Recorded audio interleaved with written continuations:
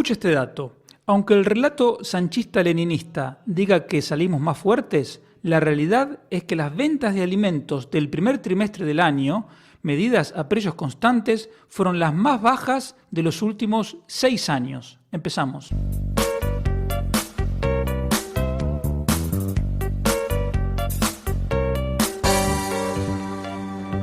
Economía Hoy, con Diego Barceló. Hola, bienvenido a esta nueva edición de Economía Hoy, como siempre con la ayuda fundamental de David en el control. Recuerda que me puedes encontrar en redes sociales, soy @DieBarceló, tanto en Twitter como en Instagram, y me encuentras como Barceló y Asociados en Facebook, YouTube, LinkedIn y Telegram. En el canal de Telegram Barceló y Asociados te puedes suscribir gratuitamente para recibir todos los artículos que publico y otro material, como un artículo que voy a publicar en los próximos días en Expansión.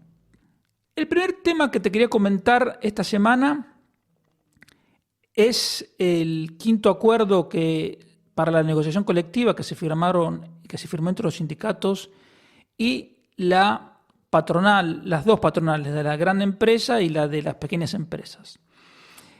Y aquí tengo que admitir que me equivoqué, porque cuando hace algunas semanas los sindicatos se manifestaron el 1 de mayo, habiendo dicho unos días antes que si no había acuerdo antes del 1 de mayo, iban a ir a la huelga general. Yo lo que interpreté fue, esta gente sabe que es imposible alcanzar un acuerdo en una semana, entonces van a tener la excusa para convocar la huelga y ayudar a Sánchez en tiempos preelectorales.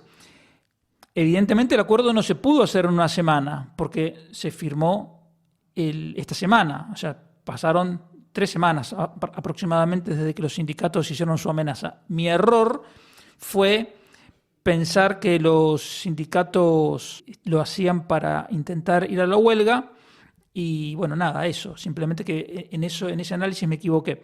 Ahora pienso que los sindicatos ya sabrían que iban a llegar a un acuerdo después del 1 de mayo, pero la amenaza le hicieron como un paripé, digamos. El acuerdo en sí mismo es una recomendación, porque lo importante en la negociación colectiva son las mesas sectoriales y territoriales en las que se reúnen empresarios y sindicalistas para alcanzar los convenios colectivos. Entonces, sobre eso que está en el terreno, le ponemos un gran paraguas que este acuerdo que se ha firmado. Pero, insisto, no es más que una referencia. Si un sector está mal, evidentemente no tiene por qué ceñirse a estas recomendaciones, y por el contrario, si un sector está boyante y está en muy buenas condiciones, pues podrá irse por arriba de esas recomendaciones. La recomendación es de un aumento de los salarios del 4% este año y del 3% tanto el año que viene como el siguiente. Entonces, la gente suma 4 más 3 más 3 y dice, un aumento del 10%. En realidad, es más del 10%, porque si este año te aumentan, tú ganas 1.000 y te aumentan un 4%, pasas a 1.040, el año que viene ese 3% es sobre 1.040 y el año siguiente será sobre el salario ya otra vez incrementado. Entonces el aumento te da más del 10% e incluso hay hasta un punto porcentual extra cada año en caso de que la inflación supere el 4 y el 3% en cada año. En definitiva, este acuerdo marco te dice que los salarios podrían llegar a aumentar casi un 14% si sumamos los 3 puntos por desvío de la inflación. Lo mejor del acuerdo es que evita la excusa para que haya una huelga. Entonces esto, digamos, favorece la paz social, y eso es bueno. Hay muchos analistas que escuché que decían que era una gran ventaja de este acuerdo era que se evitaban los efectos de segunda ronda. ¿Qué son los efectos de segunda ronda cuando hablamos de inflación?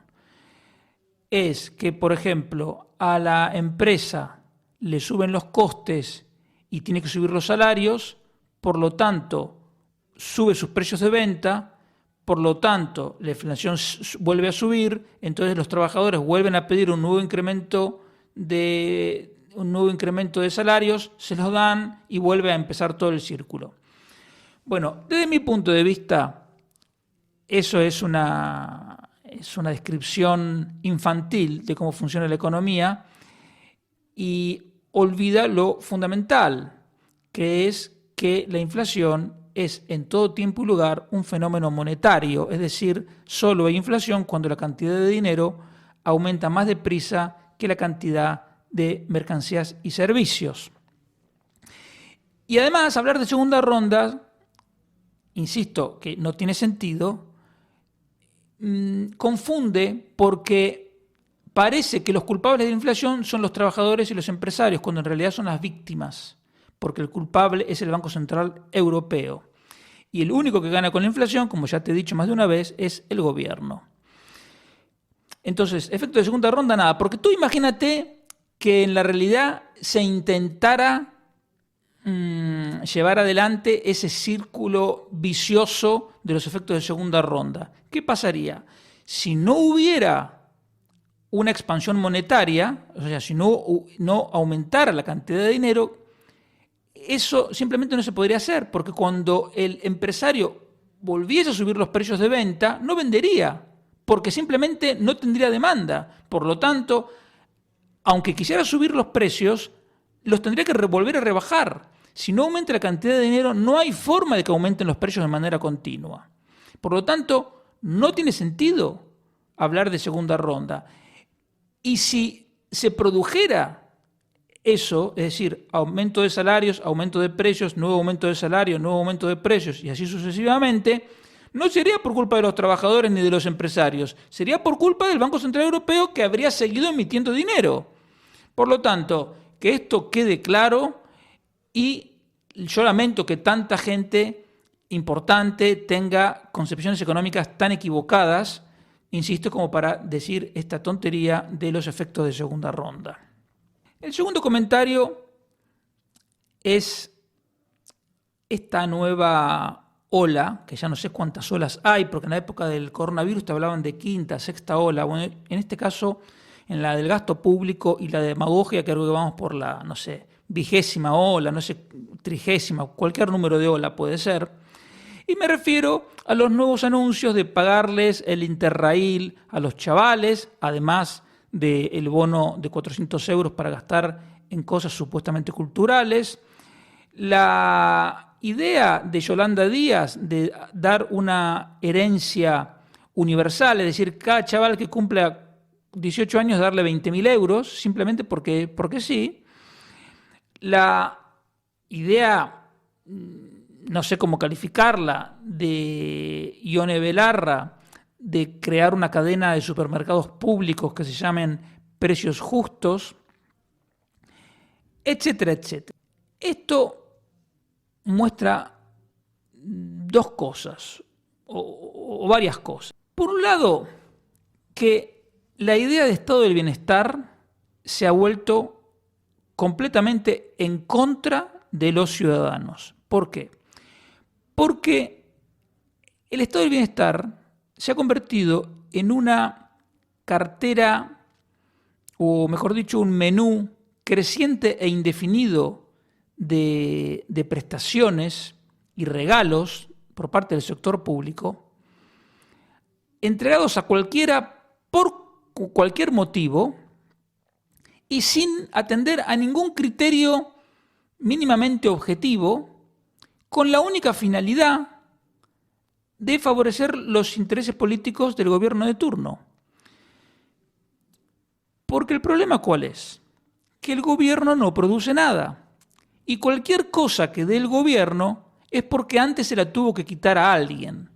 Pero si tú dices, por ejemplo, lo único que hace el gobierno es mantener escuelas primarias, por decir algo, entonces tú verías que el gobierno cobraría algunos impuestos y financiaría esas escuelas primarias. Entonces, ahí estaría muy claro quiénes pagamos y quiénes recibimos la educación. Bien.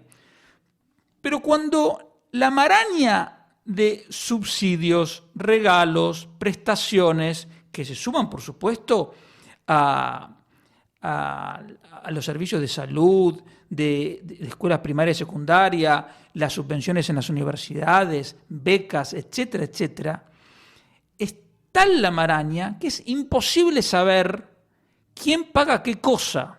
Es inclusive muy difícil, casi imposible determinar el saldo personal de cada uno.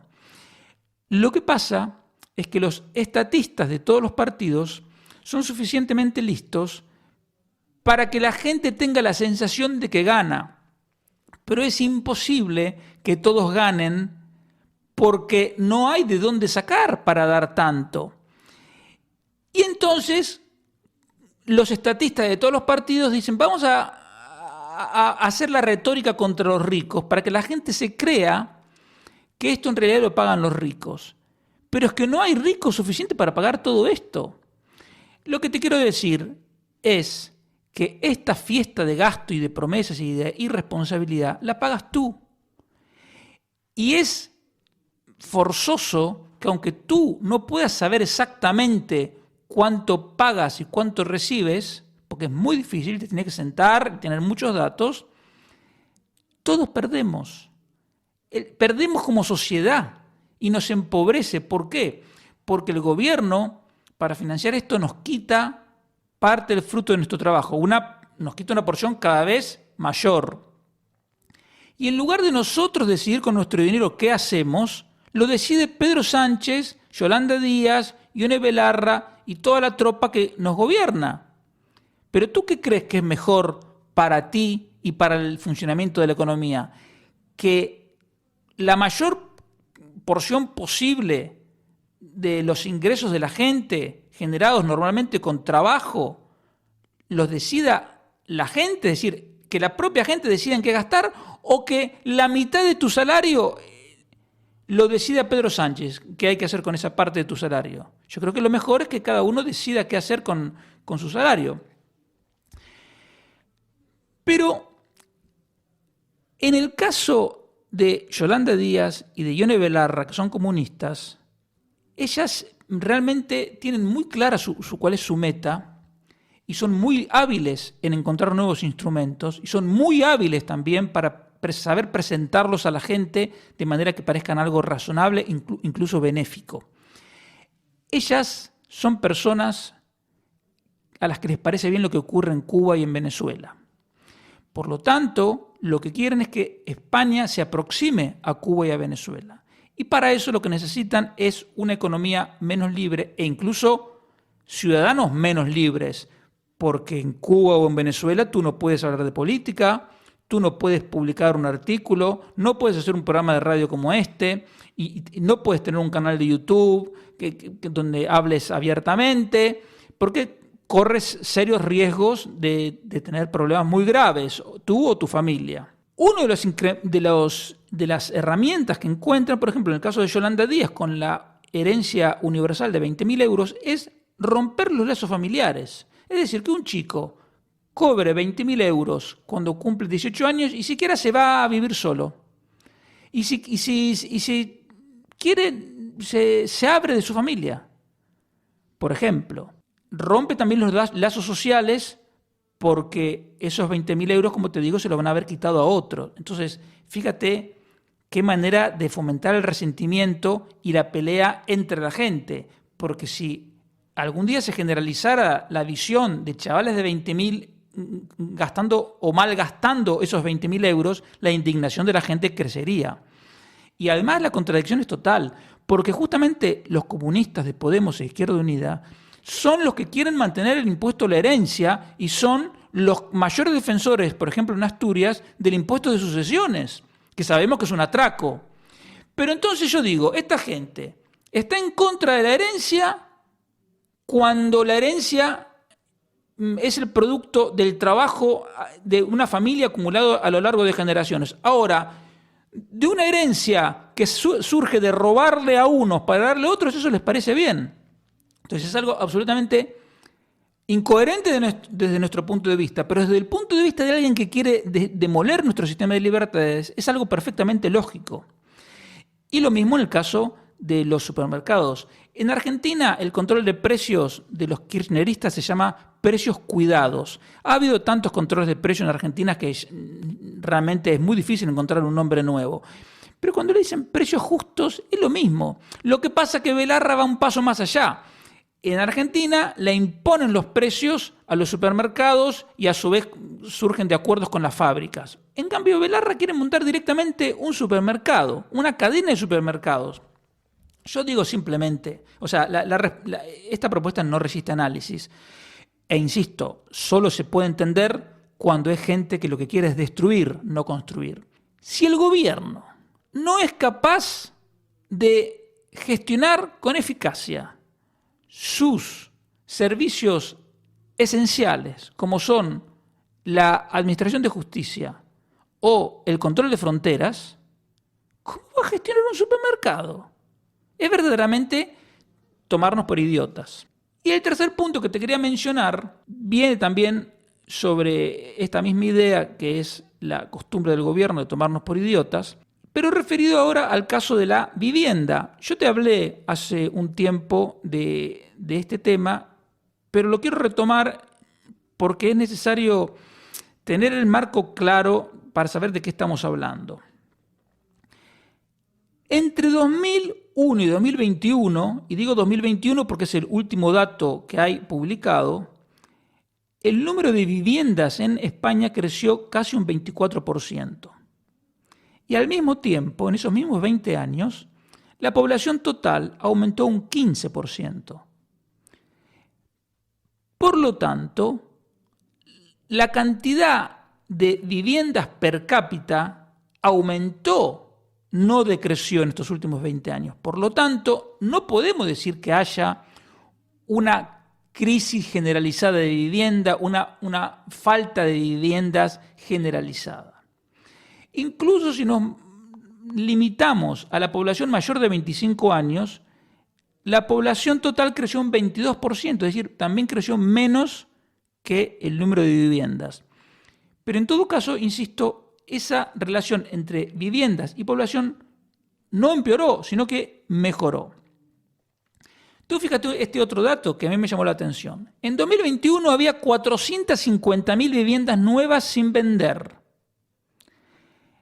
Es más del doble de las que había, por ejemplo, en el 2005, cuando se estaban construyendo un montón de casas ya. Bien. Entonces, si tú comparas la cantidad de viviendas nuevas sin vender con la cantidad total de viviendas que hay, encuentras que las viviendas nuevas sin vender que hay ahora son casi el 2%. Y en el 2005 eran menos del 1%.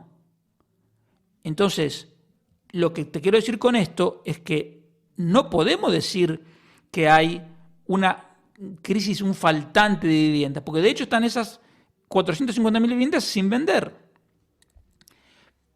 Ahora, fíjate los precios. Te quieren decir del gobierno que la vivienda se ha encarecido, que es imposible. Ok, yo miro los datos. Datos oficiales, datos que produce el propio gobierno. El precio medio del metro cuadrado lleva 3 años subiendo menos que la inflación y menos que los salarios. Si tú corriges por inflación, es decir, a precios constantes, el precio del metro cuadrado medio de toda España, en el último trimestre de 2022, que es el último dato que está publicado, era casi un 7% más bajo que hace 3 años. En ese mismo periodo, en estos 3 años, el salario medio creció un 3% más que el metro cuadrado. Por lo tanto, si tú haces la comparación entre el salario promedio y el precio del metro cuadrado, la relación actual es la más favorable para las familias de los últimos 5 años. Yo no estoy diciendo que no hay ningún problema en la vivienda. Yo no estoy diciendo que es barato, que es fácil acceder a la vivienda. No estoy negando que en algunos lugares muchos pisos se han puesto en alquiler para alquiler vacacional a través de plataformas como Booking, Airbnb, Y entonces en algunos lugares sí puede haber un problema puntual de escasez. Pero no hay una crisis generalizada, que es lo que intenta hacerte creer el gobierno. De hecho, ni siquiera en el caso del alquiler, porque si tú tomas los datos del INE, te muestra que desde hace 2 años ya, el incremento del precio del alquiler de vivienda es menor que lo que aumenta el conjunto del IPC. En los últimos 3 años, el alquiler promedio de toda España aumentó menos de un 4%. Y los precios subieron más de 8% en ese mismo periodo. Por lo tanto, desde ese punto de vista, en general, en toda España, el alquiler se ha abaratado. Que un gobierno, y más en época de elecciones, tome un tema sensible como la vivienda para hacer promesas que a la gente le puedan sonar bien, eso es normal, eso yo lo entiendo. ¿Cuál es el problema? Cuando se toman medidas para resolver problemas imaginarios y que con eso se desarregle lo que está funcionando más o menos bien. Si tú interfieres la libertad de contratación entre inquilinos y propietarios, lo único que logras es reducir la confianza. Y eso estimula que haya gente que retire su vivienda del mercado. Si a eso se suma la amenaza de expropiación, como ya está ocurriendo en Cataluña, los resultados son peores. Y si esas expropiaciones algún día se concretan, los resultados pueden ser catastróficos. Y ahora la propuesta de que el gobierno se ponga a construir viviendas y que eso le parezca bien a demasiada gente, y no me refiero a la gente de a pie, me refiero a periodistas de renombre, me refiero a opinadores y analistas de renombre, es una muestra del retroceso conceptual en el que vivimos. Hay una verdad económica que no puede doblegar ni Pedro Sánchez ni nadie.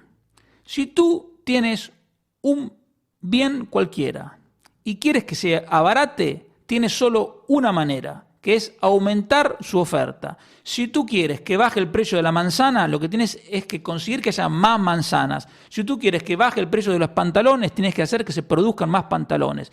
Y si tú quieres que baje el precio de la vivienda, lo que tienes que hacer es que haya más viviendas. Entonces yo te voy a hacer 10 propuestas que no vulneran los derechos de nadie y que favorecen la actividad y el empleo. No porque sean las únicas 10, se pueden hacer muchas más, pero te quiero decir, si yo desde aquí puedo hacer 10 propuestas, el gobierno no lo hace porque no tiene ganas o porque tiene la cabeza como una croqueta totalmente, digamos, estropeada de ideas podridas y obsoletas. Pero te quiero decir, aún admitiendo que no hay una crisis generalizada de vivienda ni de alquiler en toda España, si un gobierno quisiera hacer algo para que el acceso a la vivienda fuese más fácil, se pueden hacer cosas sin vulnerar los derechos de nadie y, como te digo, favoreciendo la actividad y el empleo. Y lo primero es suprimir el impuesto de construcciones, que es de ámbito municipal. Porque resulta que si tú quieres construir un edificio, lo primero que tienes que hacer es ir al ayuntamiento y pagar hasta el 4% del coste de la obra antes de empezar.